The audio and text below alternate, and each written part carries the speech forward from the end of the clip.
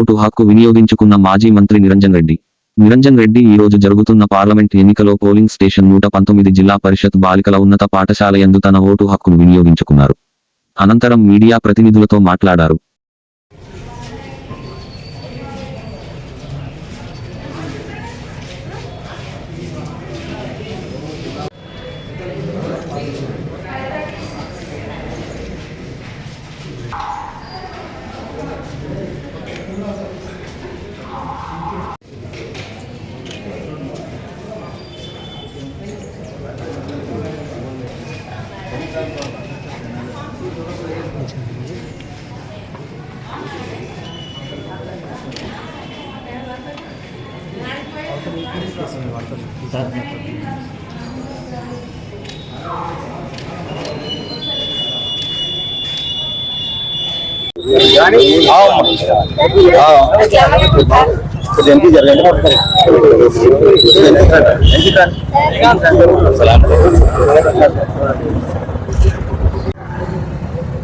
వనపర్తి జిల్లా కేంద్రంలో ఉండేటువంటి 119 పోలింగ్ స్టేషన్లో నా ఓటును వినియోగించుకోవడం జరిగింది.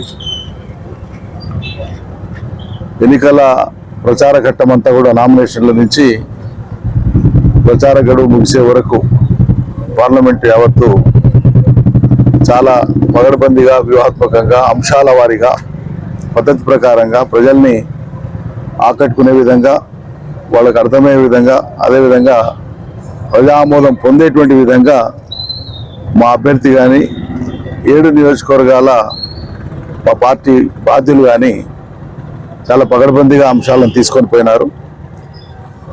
వాస్తవిక పరిస్థితుల ఆధారంగానే ప్రజల్ని మేము అభ్యర్థించడం జరిగింది.